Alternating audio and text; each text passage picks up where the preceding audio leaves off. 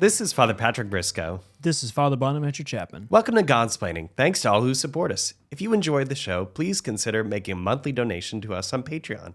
Be sure to like and subscribe to Godsplaining wherever you listen to your podcasts.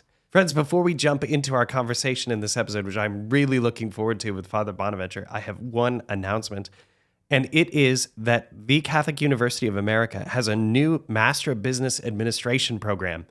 Join the renowned Busch School of Business to advance your career with an MBA rooted in authentically Catholic principles of virtue, excellence, and in accordance with Catholic social teaching. There are in-person and hybrid options available for this program. To learn more, go to MBA.CATHOLIC.EDU. That's MBA.CATHOLIC.EDU. Father Bonaventure, it's great to be with you on this episode to be talking about a question that is dominating our political discourse in the United States today. So I think these conversations are really exciting because of how important they are for the common good, for the public right now. So as we sit down to talk about immigration, we do have in mind, of course, the current situation in the United States, where there's a very live political question. But I thought what would be great, would be really interesting, is to back away just a little bit from the current moment and say, well, what are some principles from the Catholic tradition that would be at play here? How can we better understand immigration? But before we get into those principles, where do you think we should begin this conversation? Well, that's a good question. I guess in general, what is immigration about? Like, what is immigration defined as? And then what is a nation? Like, where does this come from? Maybe a historical sense of like, why is this something that we hear about now and we're dealing with in the current system and situation, as opposed to, say, 500 years ago, 1,000 years ago, that kind of thing. So maybe the historical background might be nice. Oh, absolutely. Well, take us there a little bit. I don't know anything about that stuff, but I do think, so immigration strikes right now as a sense of, I think it becomes a real issue when you have a notion of a sort of defined nation state, a sort of country, and a sort of with borders and such. In a sense, with immigration is like to deal with how many people you let into your own family, right? A family has a sort of unity and meaning to it based on a mother and a father and children, and then it has an extended sense and all sort of thing. So the family has a sort of nature to it. But I think with nations, it's harder to see some of that kind of unity to them, right? So what's a nation? And historically, we're used to nations having, they just got boundaries and they've got laws and all of this, regimes. But that's, of course, has developed historically over time, such that in, say, biblical times, you talk about the nation of Israel, but what is the nation of Israel? It's has a sort of geographical location, but it changes back and forth over time. It has a sort of regime and sort of laws, and it has a people related to it in different ways, hierarchically, people who are the Jews, and then, of course, those around. So in a way, we want to think that immigration is not, in a sense, it's new in how it manifests itself, in particularly with nation states and nation states that can control their borders better, that can keep tabs on their people, surveillance, all this kind of stuff. We have ID cards, for instance. No one in Israel. The Middle Ages was being asked for their real ID. Yeah. First century, you had to go to the census, right? That's sort of a bizarre kind of experience. But like the Middle Ages, no one had ID cards. So immigration becomes a serious problem for us today in a way that it wasn't before, partly because of how we view ourselves as nations and how precise we can be about that. Whereas you could let it be a little more, vague in a sense in the boundaries. So I think it's nice to situate in the sense of what's here is a national boundaries and national identity, and then also just people in general, and realize that it's not that nations have always been here and are always this kind of thing in the way that a family was. Right. And yet at the same time, there is something about a nature that has a unity to it that you want to make sure is kept up in the sense of the common good. So the common good of the nation versus the common good of the family. But I think it's good to just remind ourselves to not to reify, which is to make a reality of something that might not be as clear about like nations and borders and stuff right off the bat. So then we can approach it, as Aristotle says, this science and this question with the right sense of precision. Asking this question about the nation is a very interesting place to begin. Because I have the right of nations to control borders as one of my key principles for this conversation. But that assumes, of course, a certain understanding of what makes a nation. So I love the point that you're making, bringing this question up, which is that sometimes we overlook what it means to be a nation, and it can't simply be the designation of a place by borders, I think. The reason I think it is that, absolutely. That's maybe a necessary condition that it has some kind of borders to it, but it has to be richer than that. Yes. Yeah. And the modern nation state is different from what we've encountered across the tradition. Of course, much of the political philosophy, which you've read, is about the city state. and there's something certainly very different from what we're experiencing today. Something very different between what we're experiencing today in the modern nation state and the ancient city state, the city state of ancient Greek philosophy, for example, and also, for that matter, medieval kingdoms.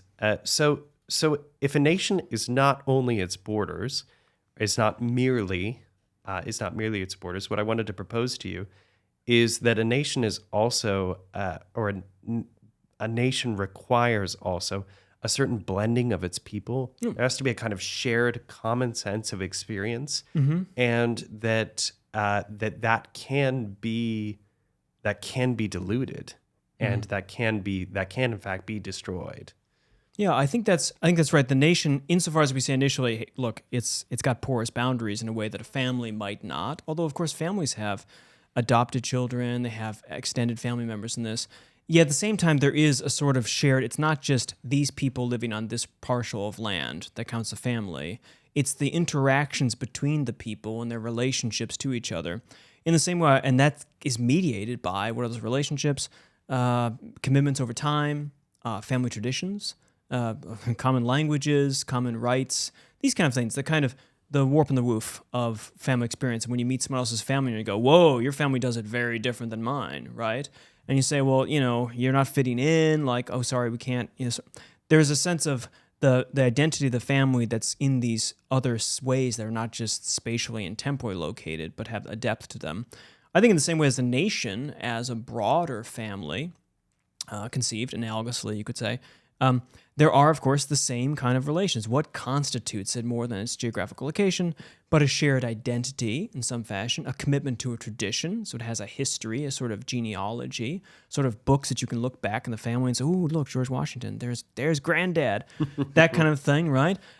Sort of aspirations and goals, common vision, so if you're a member of a family and you don't have the vision of the family, you might have to leave, you might be excluded, like you're not helping the family, right? In a way, you're not a part of this family, even though in a sense you are.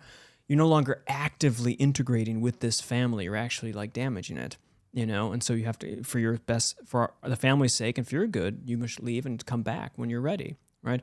I think in the same way the nation has these sort of identity conditions that are from time, from the history, and also in the future. What are we aiming at? What do we intend to pass on? What are our traditions? And it's not that these are just arbitrary. They make up our identity. And of course, there is a sort of flexibility on some of them, but we can realize that there are boundaries on these sort of things, just like there are boundaries about what language our family speaks. We can kind of speak one language and grandma can speak the other language, but none of us can speak, say, Japanese, for instance.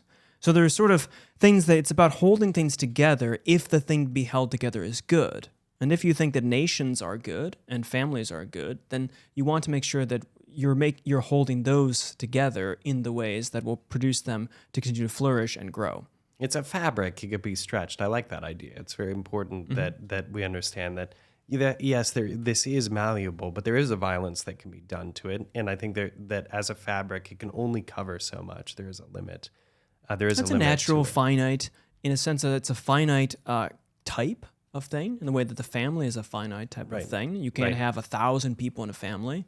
You can't have speaking different language. You can't, same thing. So it has everything that's finite has sort of boundaries and limitations. As Spinoza says, omnis determinatio est negatio. Every determination is a negation. It says it has to have sort of what's not. So that's not a bad thing. That's just what things are. I'm a man, not a woman. So let's reiterate this then. So we're saying this first principle, and this is in fact the teaching of the Catholic Church, that nations have borders and that they have a right to protect and control those borders. In fact, so what I wanted to ask you is, as a follow-up before moving on to any other points we want to enumerate, I have several more that I want to bring up.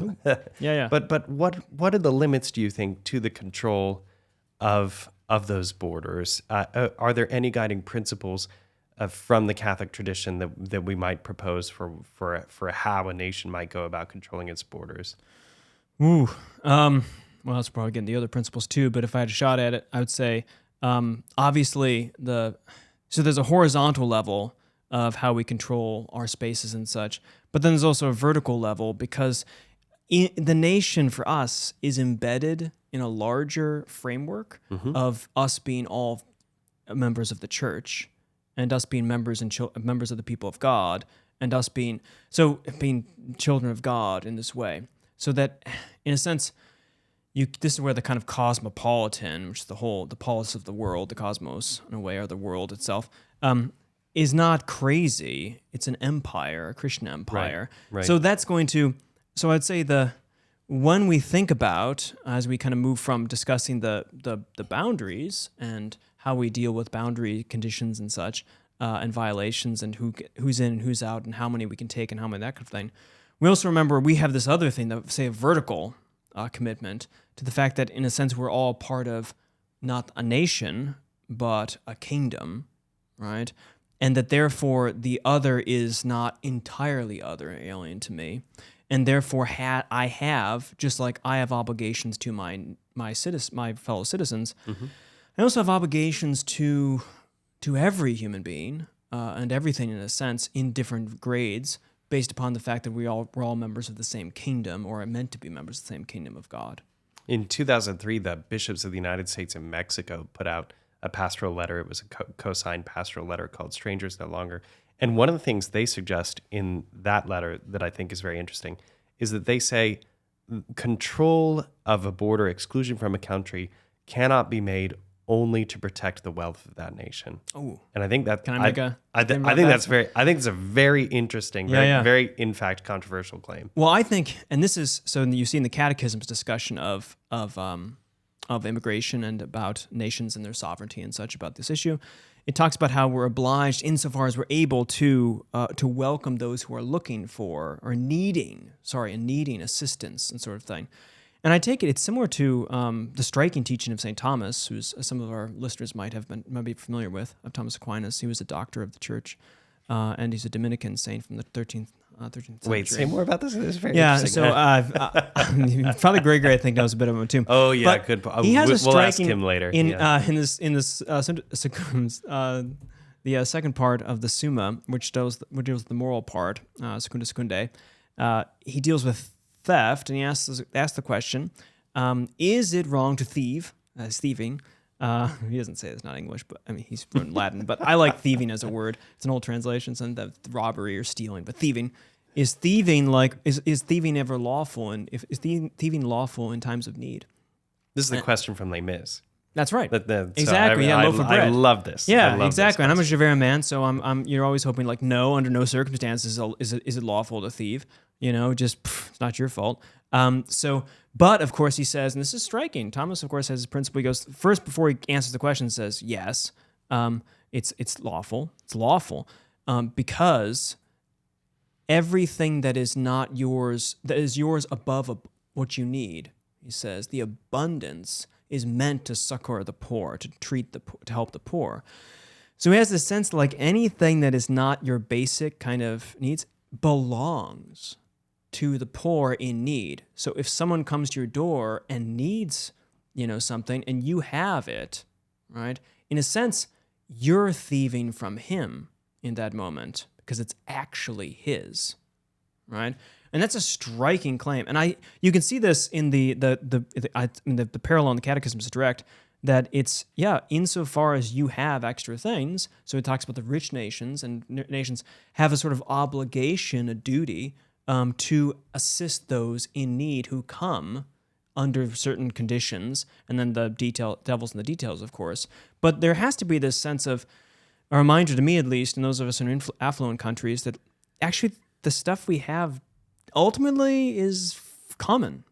We're not to be communist to think that it belongs to everyone in the sense, And therefore, if my brother is in need or in danger, or in need of shelter and clothing and food, it's obligated that I assist him beyond my own needs, because God cares about persons more than he cares about property, right? Sometimes you'll hear commentators on Catholic social teaching discuss this as the universal destination of goods. Oh, that's right, yeah. And I like that as a shorthand way to refer to this. But I too was very surprised when I first read this teaching from St. Thomas. I rather liked it because I sympathized with... You're more... you're a human. Well, I was gonna say with Valjean. I was gonna say with Jean Valjean, and it's okay. You're Javert, but we're still friends. It's great. Exactly. Javert's asking an important moral question. And the ending of the book with Javert is fantastic. The musical doesn't get around, but the end of this book is fantastic. So, but on this point about the universal destination of goods, I think it's worthwhile moving into enunciating very clearly a second principle, which is the right of people then to migrate in search of those goods. Yeah, that's right. People have a right to life, of course. This is a kind of basic fundamental principle. And, we don't have to we'll feel uncomfortable about rights and think all of a sudden, we've got enumerated duties from the UN. We can just talk about these as the basic goods that Thomas talks about in the Prima Secundae. And so talking about what as a substances, as living things, and as humans, what are we for? Yeah, liberty and the pursuit of happiness. Yeah, that's right. Yeah. Exactly. So America. So that sort of thing. And that's, it's just there, and it's who we are, and we have. Different Thomas. Yeah, we have goods. We have these goods that we desire, and God wants us to have these goods. And so those are meant for us, and that therefore we can't hold them from other people. And that applies to family members in individual circumstances. If someone is in need, you're to assist them with anything beyond your own needs. You don't have to kill yourself to assist them. But then, as you say, it branches out, and people in other countries who have the possibility to migrate because of need of these things, then it's their right to do, and it's their right to have obligations with them. I think it's interesting though that when you reflect on the social tradition, the flip side of this is that those in countries are citizens of countries, and they have responsibilities. We have responsibilities to our own countries in a sense too. The principle number 4. Okay, fair enough. But no, we're great. Yeah, I think this is a great point. Yeah, because okay, so people have the right to migrate, but then once they get to a place, what does that mean? It means that they are obliged to integrate to that place. Yes. And so I think the family analogy is clear on this one. Yes, exactly. It means building up the common good of the place and belonging to it, so as to serve the needs of all. Right, in service to the common good. The image of a rising tide floats all boats. Right, it comes to mind. Floats all motorboats, I might say. Yeah. Some might say floats all sailboats. Yeah. But a rising tide floats all boats. So migrants who are coming to a nation have an obligation to adopt the norms of that culture insofar as they're good. They could carry their own traditions. Of course, I'm not saying wipe those, but they're required to assimilate to that society and to not destroy it. Yes, I think this is a difference between, I suppose, refugee situations, so temporary. You might want to think about people are being temporarily housed. So say someone's house burns down or something, and that family comes over and they have to live with you for a couple days or something. It might be improper for you to say you need to do exactly what we all do here. Like you have to eat, but you have to move your fork to the right hand, even though you came from Germany or something. You normally leave your fork in the left hand because you're European. In this house, these are the rules. You might think that's for a day or two, like they're not going to be integral parts to your household. So it's just a temporary situation. Then there's the case of adopting, when you bring in someone into your household and they're meant to take on the identity of your family. And then it's right and proper to say, introduce these people and introduce them to the ways of the family. And that's because that's who they will be. In the same way with the nation state, you can think of people who are just for the moment seeking refuge from immediate situations and have intentions to move on or something. And in that case, you treat them differently and have different expectations of people who you're just giving emergency assistance to those who would actually say, no, I intend to make a life in this place, for instance, just like in that family. Well, then if you want to make a life here, then there are certain aspects that we want to introduce you to the family. And if you're going to stay and to enjoy this place and enjoy the goods here, it's not just a matter of like, don't screw up. But like for you, if you want to be here and exist in this place, then this is what we do. Because we find it, and the reason why you're coming, for instance, because at least you think this is valuable. So that gets back to our original identity question, right? That nations, although they have a sort of vague border to them, they have a sort of cultural, historical identity in the way that a family has an identity, and therefore you need to fall under those identity conditions to be a part of that. If you want to partake of that nation, you need to be a part of it, which means taking on some of these practices. Obviously, there can be wiggle room on things, right. But there's a sense of assimilation, not in the sense of forcing or coercion or something like that negative, but assimilation in a way that a child is assimilated into a family that is its home. Right, and I really, again, what I really wanted to underscore in bringing that word in is that there is the expectation of contribution again to the common good and participation. That there are requirements in belonging to a society, and serving that community in which you live is one of those requirements at the most fundamental level. I think too, also, as we look at the landscape of what immigration looks like, not only in the United States but across the world today, we have to underscore from the perspective of the church, as far as principles about immigration, the inalienable dignity of those who have immigrated to a country, because often they're exploited.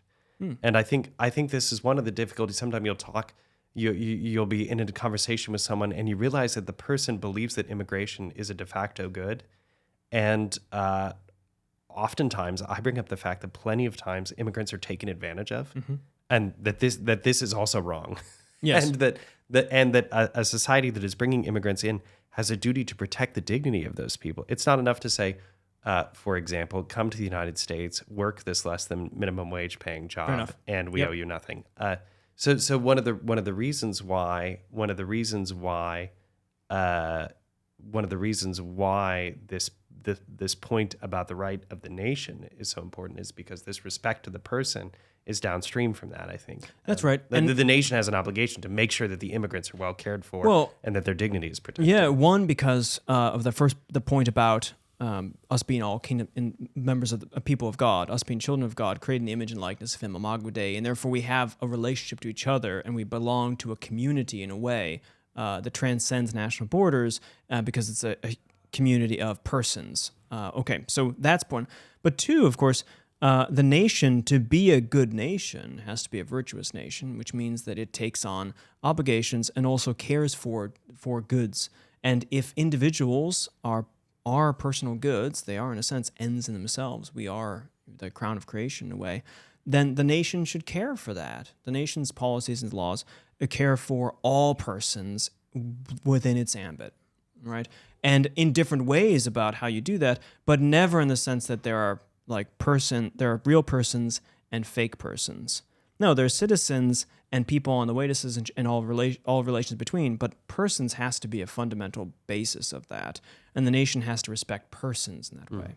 Now, so I got some of my principles out, Father Bonaventure. I wonder if there's one or two of yours that we didn't have a chance to get to yet. Well, I mean, before we wrap up. Yeah, for Christian, I have one more, but good. I mean, the justice and mercy are helpful too. That balancing aspect there. So, I mean, the merciful. I guess this is because there's a political dimension to things which has a sort of rationalism to it. Like here's what we are, here's what we have, this sort of stuff.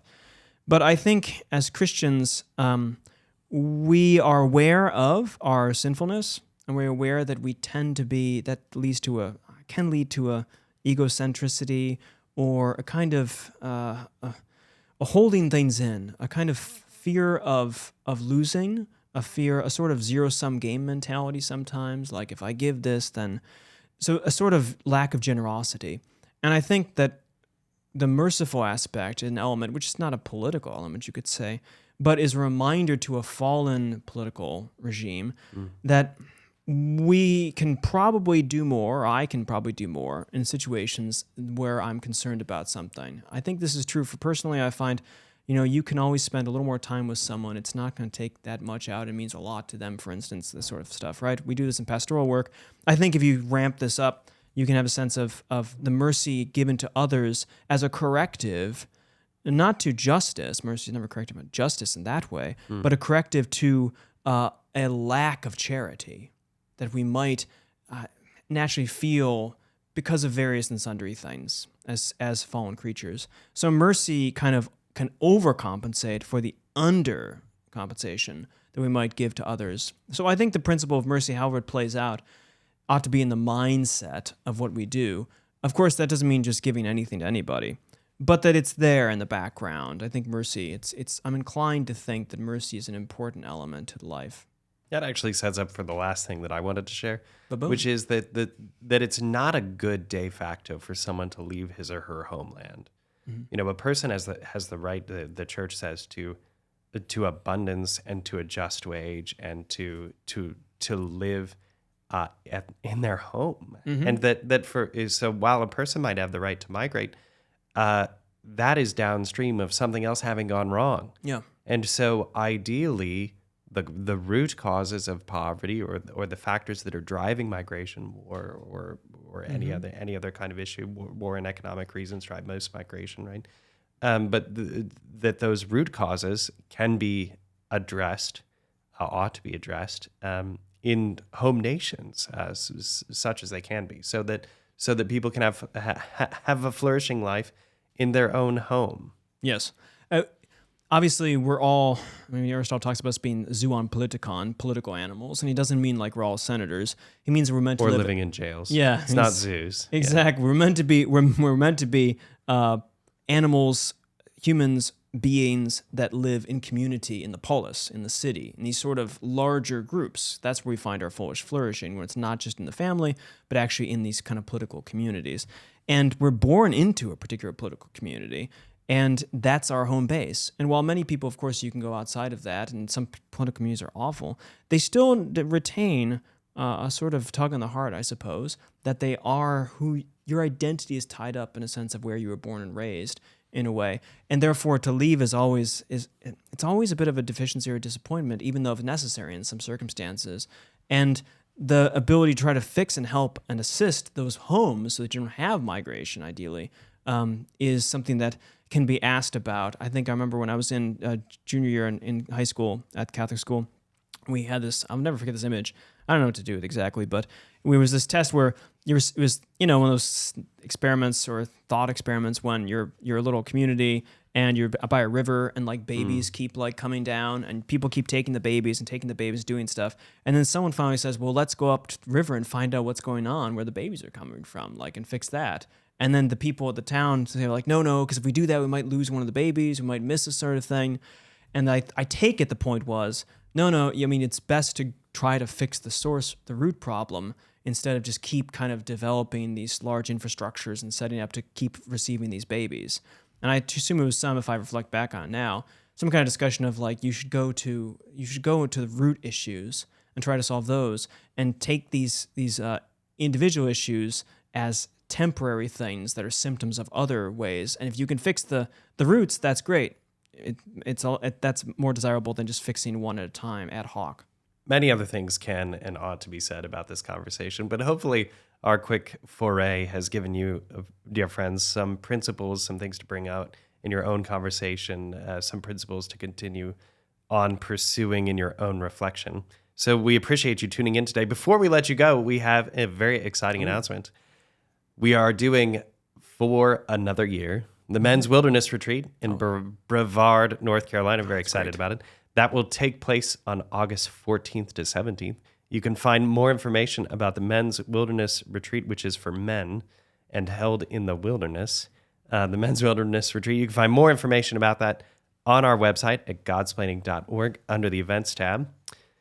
Otherwise, friends, turning to you now, we want to thank you for tuning into this episode. If you have comments, leave them in the chat. We want to know what you think about this episode. If you have questions, send them in. We'll continue to talk about them, and there will probably be more episodes about this topic in the future, if I had to guess. meaning I want to keep talking about it. So I'm going to try and get the rest of the Friars to too. Otherwise, visit Godsplaining.org for more information on these upcoming events. It's not just the Men's Wilderness Retreat that we're talking about. You can find information on other Godsplaining events there. You can shop Godsplaining merch. Get yourself a nice pair of Godsplaining socks. We ask that you would follow us wherever you listen to your podcasts, like and subscribe to Godsplaining. It helps our visibility. Leave us a review. We love that. We really do appreciate hearing from you, hearing what you think. Follow us on social media. And above all, we ask for your prayers and assure you that we're praying for you. God bless.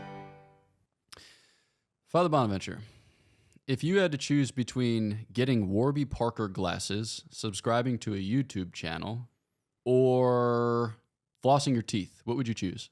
Oof. I guess, to be honest, subscribing to a YouTube channel. See, folks, it's not as bad as flossing your teeth or getting Warby Parker glasses. Please subscribe to Godsplaining. Cheers.